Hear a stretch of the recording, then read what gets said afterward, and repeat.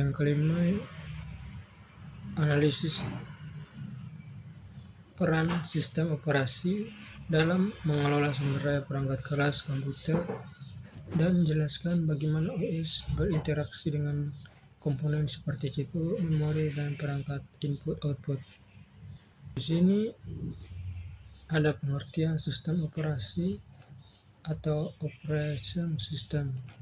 Sistem operasi atau OS adalah perangkat lunak sistem yang berfungsi sebagai penghubung antara pengguna dan perangkat keras komputer hardware.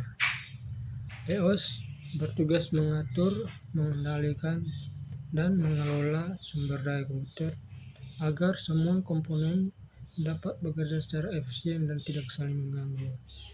Contoh EOS-nya adalah Windows, macOS, Linux, Android. Yang kedua, peran utama sistem operasi dalam mengelola sumber daya komputer. Sistem operasi berfungsi seperti manajer sumber daya atau resource manager.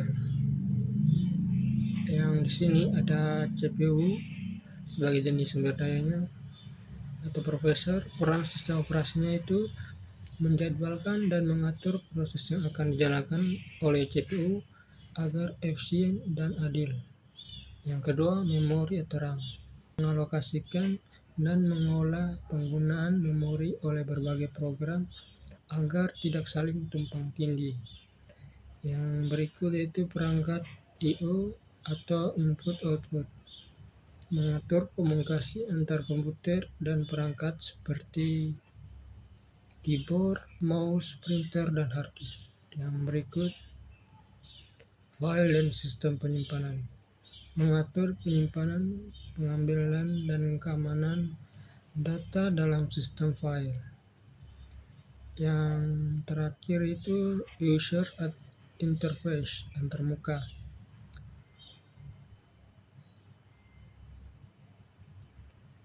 menyediakan cara bagi pengguna untuk berinteraksi dengan sistem, misalnya GUI atau command line.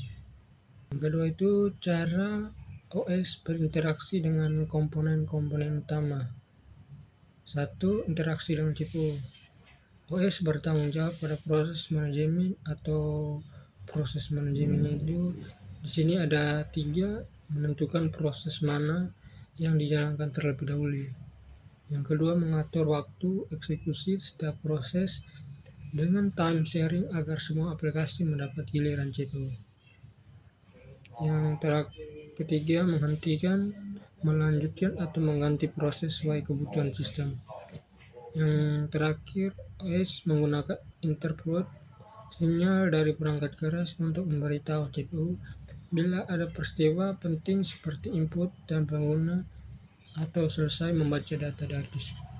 Di mana OS ini bertugas mengatur siapa dan kapan CPU bekerja. Yang kedua itu interaksi dengan memori atau RAM. Ada 5 di sini.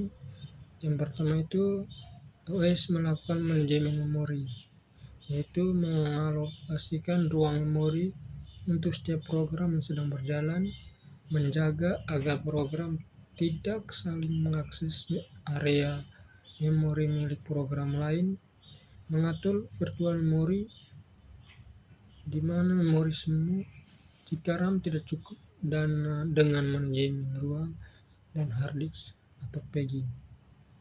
Yang terakhir, OS juga bertanggung jawab melakukan swap, di mana memindahkan data aktif ke disk sementara untuk efisiensi, yang mana di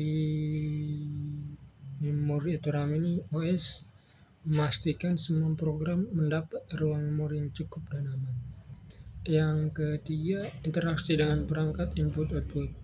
Di sini ada 3. Yang pertama itu OS menggunakan drive, perangkat sebagai perantara hardware dan sistem. Contohnya drive printer, mouse, keyboard, dan GPU. Yang kedua itu OS mengatur operasi input-output agar tidak saling tumpang tindih menggunakan I/O, scrolling, dan buffering. Yang terakhir, OS menangani komunikasi asinkron, artinya komputer tetap bisa bekerja sambil menunggu proses input-output, di mana untuk perangkat input-output itu OS-nya mengatur pertukaran data antara komputer dengan perangkat luar agar berjalan lancar dan efisien.